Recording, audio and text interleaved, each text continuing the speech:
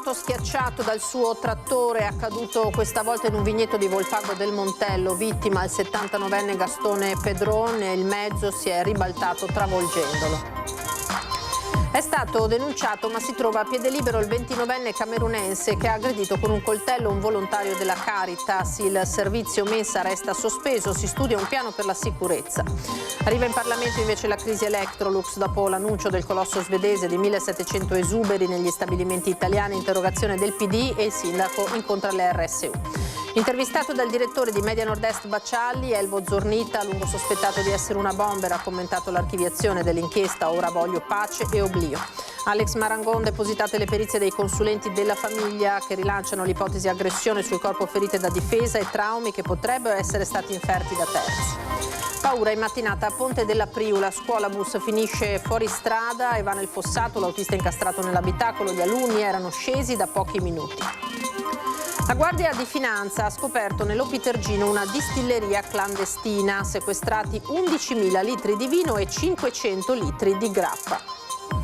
Il maltempo di ieri e lunedì, il presidente del Veneto Stefani ha firmato il decreto di emergenza regionale, domani nuova fase di instabilità, dichiarato sul fronte meteo lo stato di attenzione.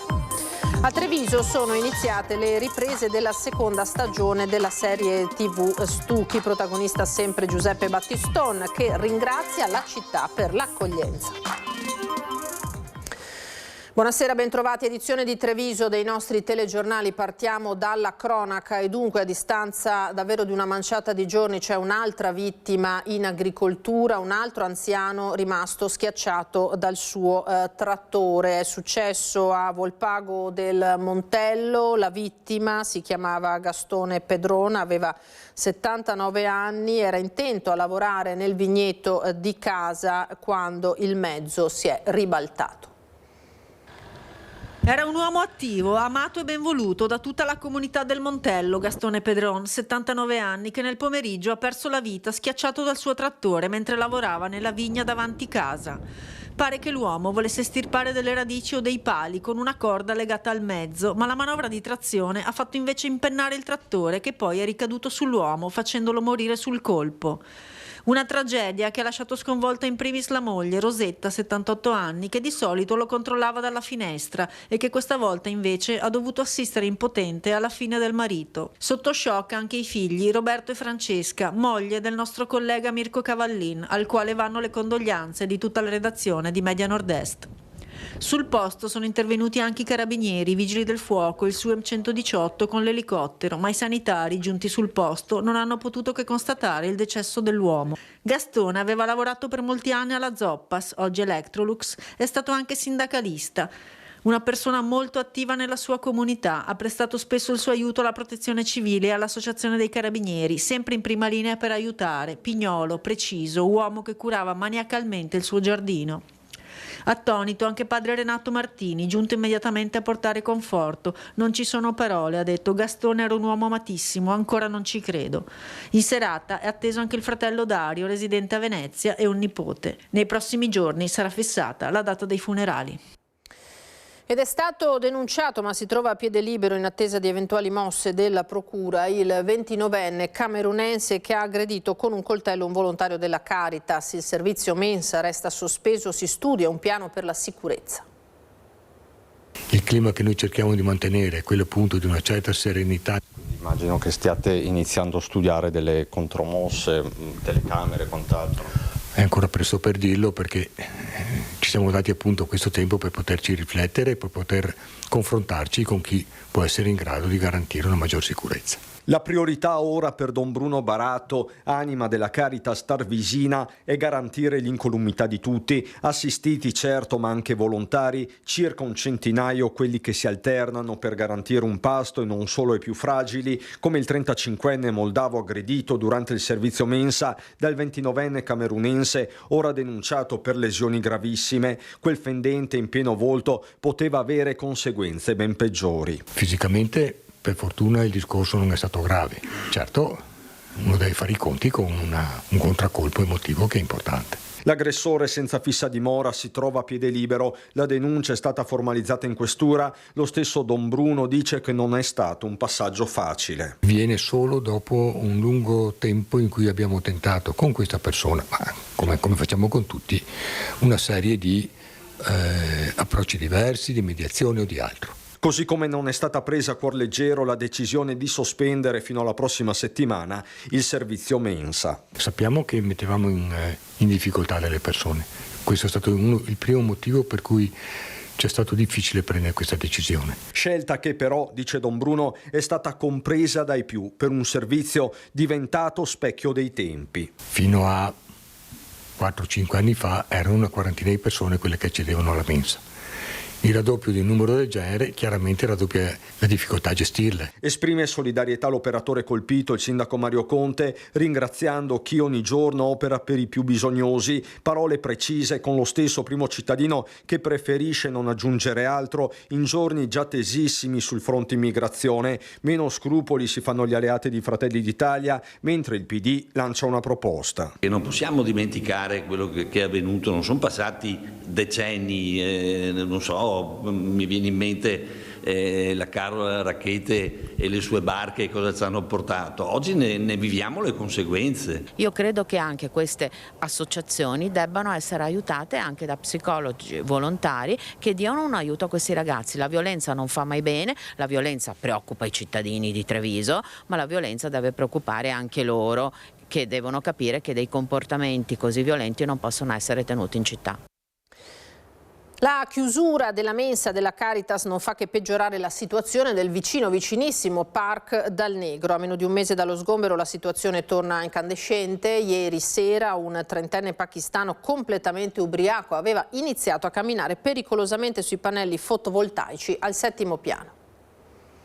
Caritas è chiuso, che problema mangiare tutti, 104 persone problema. Mangiare non c'è. Non nascondono il loro smarrimento alcuni degli occupanti del Parc Dal Negro, abituati a recarsi alla vicina Caritas per il loro unico pasto caldo della giornata. Peraltro qui nei meandri del multipiano il 29enne camerunense denunciato per l'aggressione al volontario della mensa avrebbe bivaccato in più occasioni. A febbraio, racconta chi frequenta la zona, accendendo addirittura un fuoco, poi spento dai pompieri. Dal Negro che diventa cassa di risonanza di un degrado e di una violenza che paiono crescenti, nonostante lo sgombero avvenuto poco meno di un mese fa. A raccontarlo una serie di episodi, l'ultimo in ordine di tempo nella prima serata, quando un 30enne pakistano è stato visto camminare sulla copertura dello stabile tra i pannelli fotovoltaici. Una passeggiata pericolosissima al 7° piano che poteva trasformarsi in tragedia, con l'uomo totalmente alterato dai fumi dell'alcol. Solo l'intervento tempestivo di Polizia di Stato e SUEM ha evitato il peggio. Scampato il rischio caduta,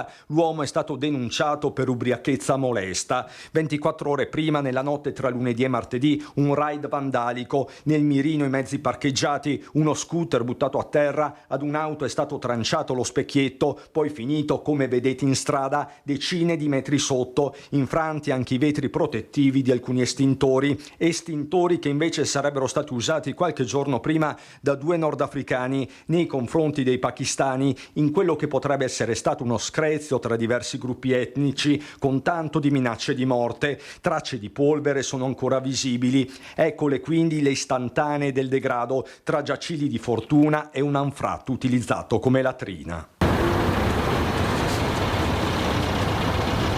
Circa 30 attualmente gli occupanti. In queste ore un nuovo gruppo è arrivato dal Nepal. Quest'uomo, Rai, 38 anni, ha un appuntamento in questura per la pratica di asilo il prossimo 8 luglio. Nel frattempo si resta al Dal Negro. Alternative al momento non ci sono.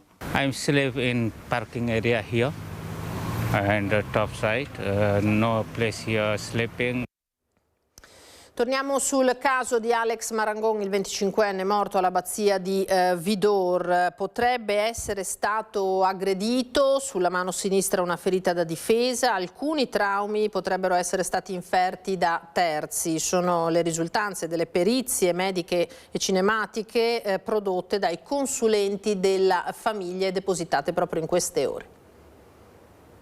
Il tragico volo nel vuoto dal terrazzo dell'abbazia di Vidor dopo l'assunzione di sostanze stupefacenti, compresa l'ayahuasca, non ha mai convinto la famiglia di Alex Marangoni e le perizie mediche e cinematiche dei consulenti nominati dai genitori del 25enne morto dopo un rito sciamanico confermerebbero i loro dubbi. Non si esclude infatti il coinvolgimento di terze persone, l'ipotesi è quella di un'aggressione, la dinamica va rivista, dicono i legali. Le lesioni riscontrate sul corpo di Alex quelle che sono state riscontrate non sono, ad avviso dei nostri consulenti, compatibili con una mera caduta da un'altezza, quella che conosciamo, dell'abbazia di Vidor, soprattutto in assenza di segni di passaggio attraverso gli arbusti. Poi vi è una strana lesione anche alla mano che andrebbe riesaminata, che potrebbe essere compatibile con una lesione da difesa. Si mette anche in dubbio poi l'attendibilità dei partecipanti, ma soprattutto le dichiarazioni che avevano rilasciato ai carabinieri. Siamo riusciti a completare questo quadro, a maggior ragione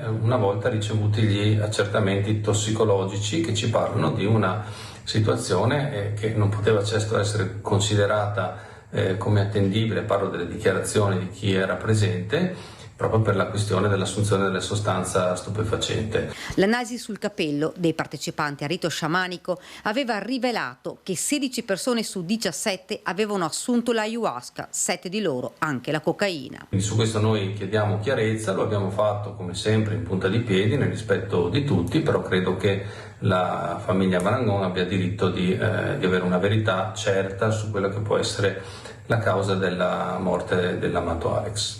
Al momento è aperto un fascicolo per morte in conseguenza di altro reato e cessione di stupefacenti a carico degli organizzatori della serata, Andrea Zuin e Tatiana Marchetto, la moglie del proprietario dell'abbazia Alexandra De Sacco, e i 2 curanderos colombiani, Johnny Benavides e Sebastian Castillo, spariti dal luogo della tragedia prima dell'arrivo dei carabinieri.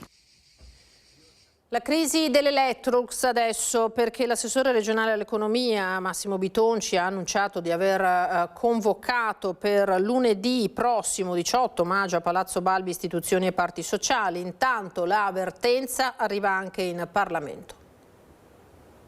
Ho deciso di presentare un'interrogazione parlamentare su Electrolux perché è evidente. Non siamo di fronte a una normale riorganizzazione, siamo di fronte allo smantellamento di una filiera strategica per il nostro Paese e per il nostro territorio. Servono urgentemente strumenti veri e concreti a difesa dell'occupazione, per dei nuovi investimenti, per la riconversione. La politica si mobilita dopo l'annuncio shock di Electrolux di 1.700 esuberi negli stabilimenti italiani, 200 i posti a rischio a Susegana, dove qui come nel resto del paese continua la mobilitazione dei lavoratori. Dopo le prime 8 ore di sciopero i sindacati hanno organizzato assemblee, mentre nel pomeriggio hanno incontrato il sindaco Montesel, al quale le RSU avevano rivolto un appello. Tutto questo in attesa del tavolo convocato dal ministro Urso a Roma il prossimo 25 maggio. La nostra missione è chiara: tutelare i posti di lavoro e preservare ogni impianto industriale. Faremo tutto quello che è necessario per difendere i lavoratori e i nostri territori davanti a piani industriali totalmente inaccettabili. Il Mimit già al lavoro e continuerà a svolgere tutte le attività di monitoraggio, mantenendo un confronto costante e strutturato con aziende e organizzazioni sindacali per gestire la situazione nel modo più efficace possibile e arrivare ad una soluzione che tuteli produzione e occupazione. Sono le parole della senatrice Mara Bizzotto, sottosegretario al Ministero delle Imprese e del Made in Italy, rispondendo in Commissione Attività Produttive alla Camera. Al tavolo del 25 maggio guardano con attenzione non solo i lavoratori ma tutto il mondo produttivo, dagli artigiani il timore che non sarà un incontro risolutivo. Se non sono state attuate quando c'era il bisogno di farlo, quando si doveva farlo, delle politiche di attenzione a quel tipo di industrie, la vedo dura che adesso si risolva la situazione. Perché, evidenzia Sartori, le origini di queste crisi sono da cercare lontano nel tempo. Non c'è stata una seria politica industriale. Noi dobbiamo pensare che abbiamo il costo del lavoro in Italia che è tra i più alti in Europa e i salari che sono tra i più bassi in Europa, e questo la dice tutta.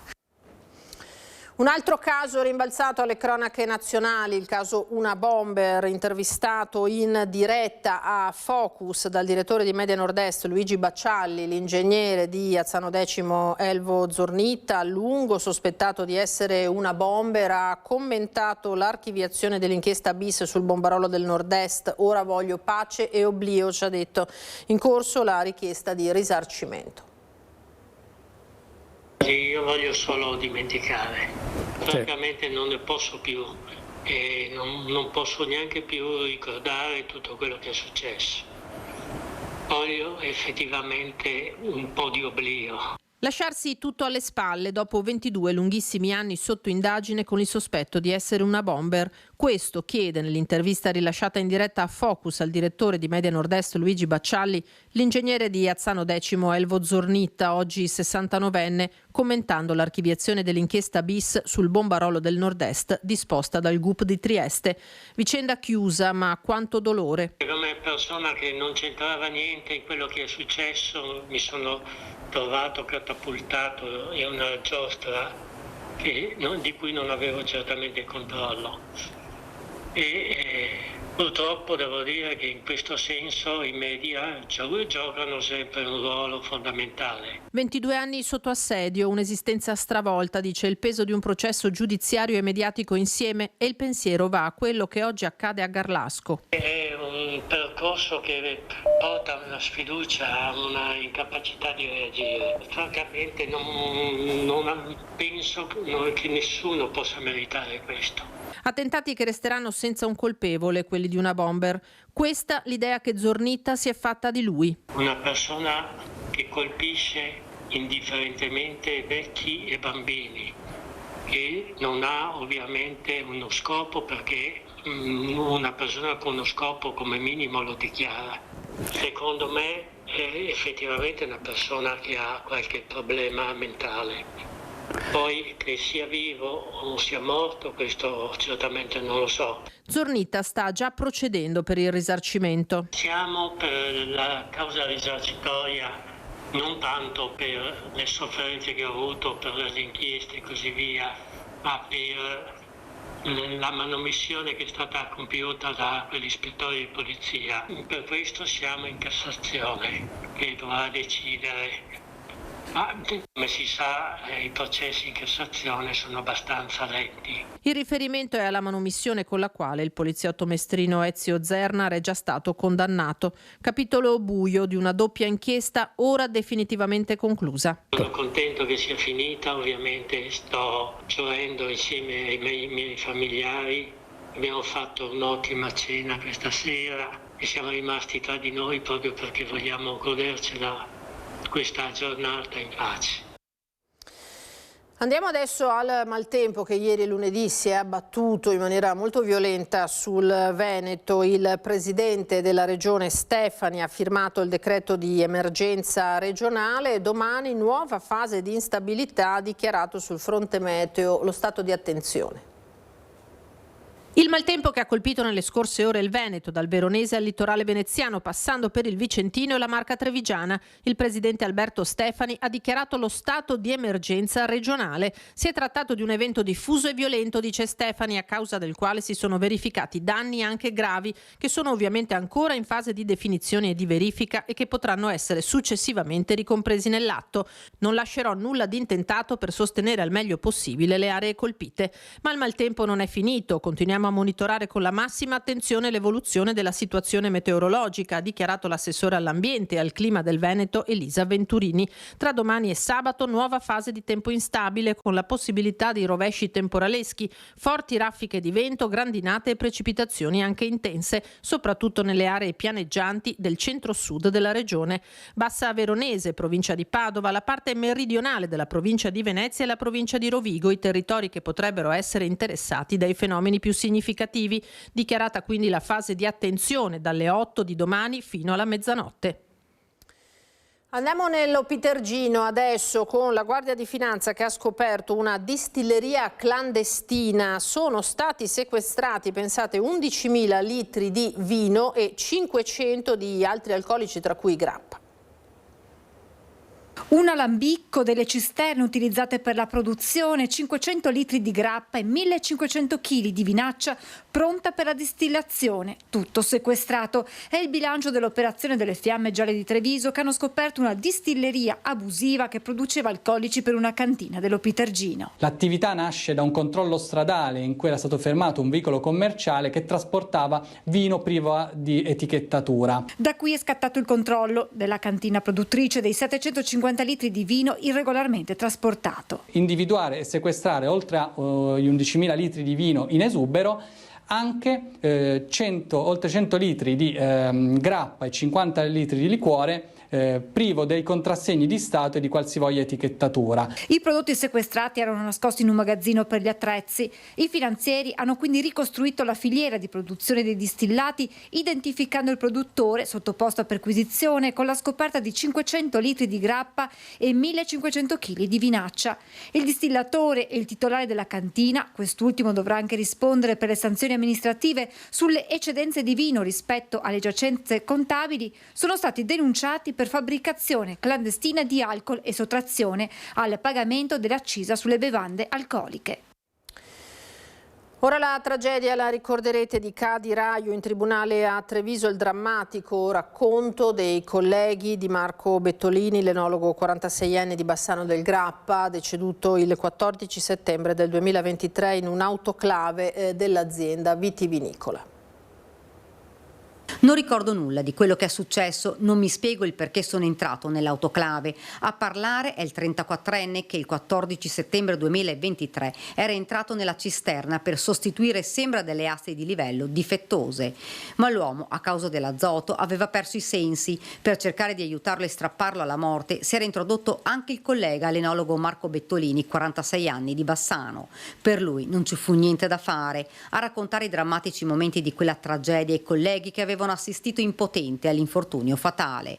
Parla un collega che per primo aveva visto il 34enne andare verso la cisterna. Gli avevo detto che era pericoloso entrare, ma non mi ha dato ascolto. Mi sono subito accorto che una volta dentro aveva perso i sensi ed ho chiamato altri dipendenti. Sul fondo della cisterna c'erano i residui di vino. Bettolini a quel punto aveva provato a salvare il collega, lo aveva raggiunto ed era riuscito a prenderlo per un braccio, continua il racconto, ma poi era caduto con la testa prona in avanti. Immediato l'allarme, l'arrivo dei vigili del fuoco che avevano estratto dall'autoclave i 2 dipendenti. Il 34enne è riuscito a salvarsi. Per Bettolini non c'è stato più nulla da fare. In aula anche la moglie della vittima che ha raccontato che il marito avrebbe voluto cambiare lavoro. Il tragico destino non gli ha lasciato scelta. 450 metri cubi di rifiuti sequestrati dai carabinieri forestali del nucleo di Valdobbiadene, che hanno posto i sigilli anche all'area di 700 metri quadri dove si trovava la discarica abusiva. L'operazione si è sviluppata su iniziativa dei militari insospettiti dalla presenza dell'ingente quantitativo di materiali accumulati nei pressi di un terreno a Follina destinato a uso agricolo. I controlli hanno accertato la presenza di un elevato quantitativo di rifiuti metallici e ferrosi, ma anche di rifiuti pericolosi, tra cui alcuni veicoli dismessi, depositati illecitamente e privi di alcun sistema di protezione che potesse evitare lo sversamento nel terreno di sostanze nocive. I proprietari dell'area sono per questo stati denunciati. Ricorderete la sparatoria a Mogliano Veneto, motivo della controversia una giovane contesa da 2 pretendenti. Il grave episodio era avvenuto il 10 di novembre dell'anno scorso. I carabinieri hanno arrestato 2 fratelli albanesi. Le 2 fazioni, tutti cittadini albanesi, si erano dati appuntamento a Mogliano Veneto, in via Italo Svevo, a pochi passi dal liceo Oberto, per un regolamento di conti. I 2 gruppi erano arrivati armati fino ai denti, coltelli e pistola. Una discussione che era subito scoppiata in rissa. Poi i colpi esplosi e i difendenti che avevano raggiunto 3 persone. Il motivo della controversia era una ragazza moldava contesa fra 2 uomini.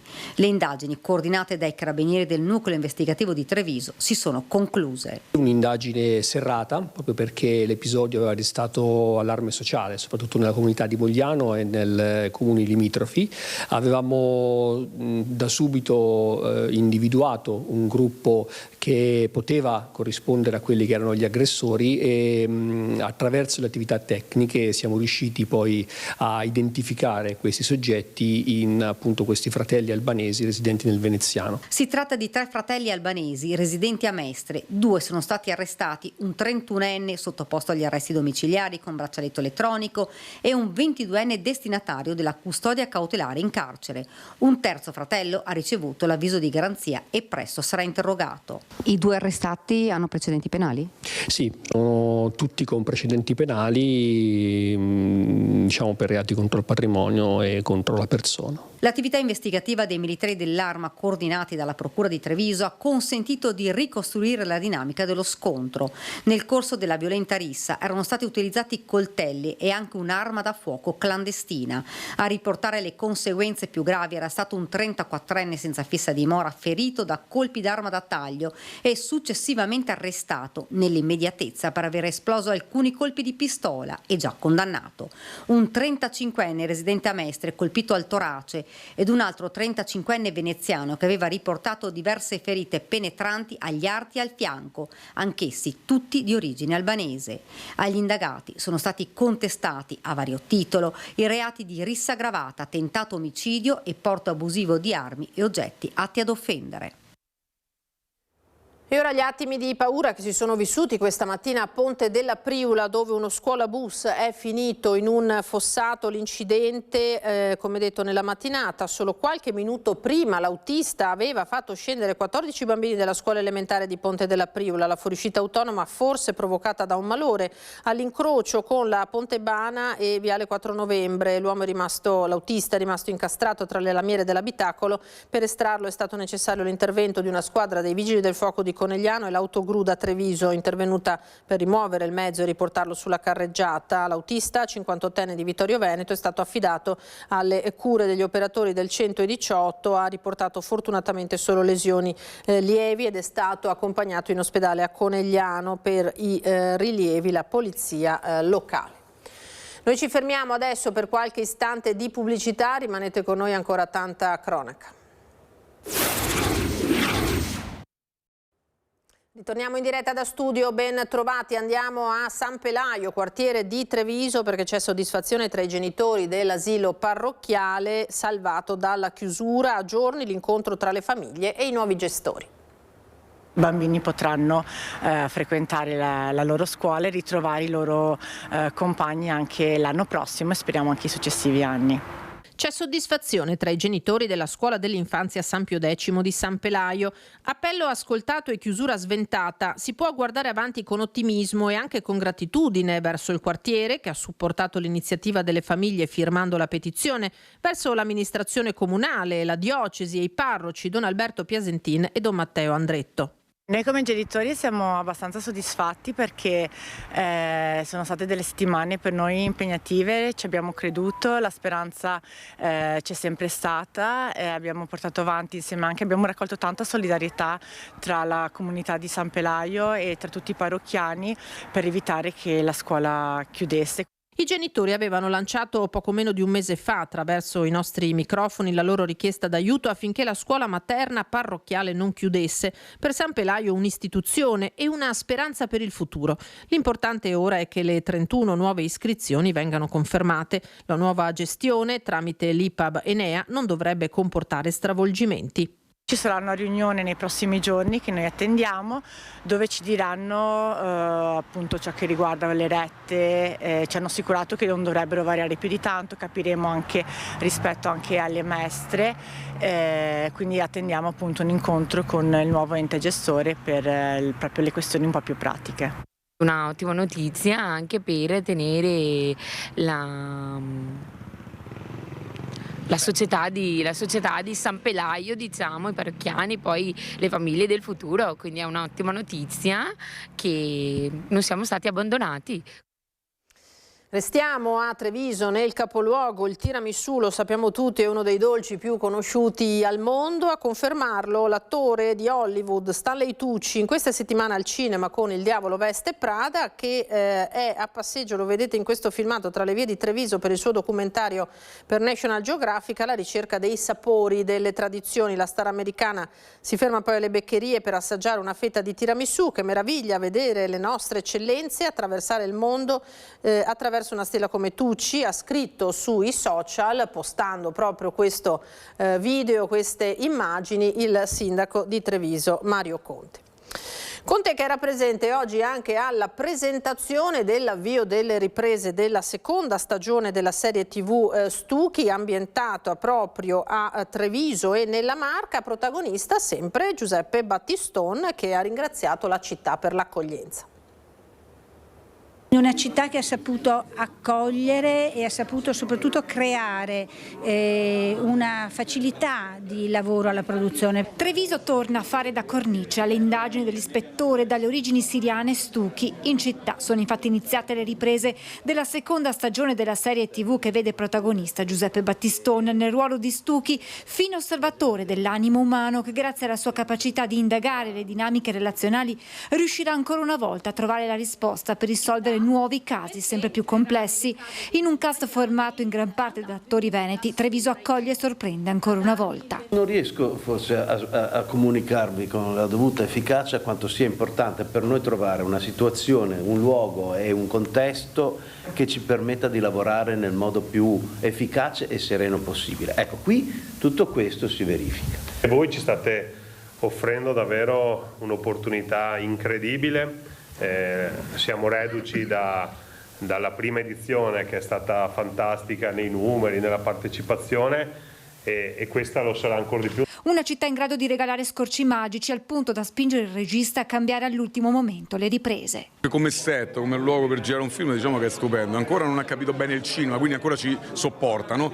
E quindi, ecco, come ho detto prima, ho trovato una location al volo e quindi la stiamo chiudendo. Una serie ispirata ai romanzi di Fulvio Hervas, che guarda il film come ad un figlio che cresce. Vedere un figlio crescere, vedere un'idea nata 20 anni fa, camminare così tanto, raccontare Treviso, un territorio insomma in cui che amo, una città in cui insomma si sta benissimo, mi fa molto piacere. Stucchi è stato realizzato con il contributo di Per Vesr del Veneto 2021-2027 e il sostegno di Veneto Film Commission. Avere sostenuto anche noi fortemente questa serie televisiva che ha un impatto, come sapete, un'importanza fondamentale per il territorio e anche per noi.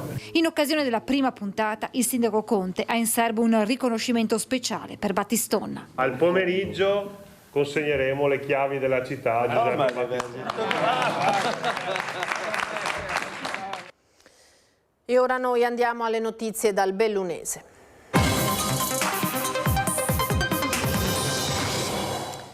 La cronaca ci riporta purtroppo a notizie decisamente meno liete. Ci colleghiamo in diretta con Sedico, dove è in corso la fiaccolata e la successiva cerimonia per ricordare il piccolo Lucas De Marc, il bambino di 6 anni travolto e ucciso venerdì scorso nel piazzale dell'azienda di famiglia dal muletto guidato dal papà Gabriele. Sul posto per noi ci sono Fabio Fioravanzi e Stefano Bozzi. A te Fabio, buonasera.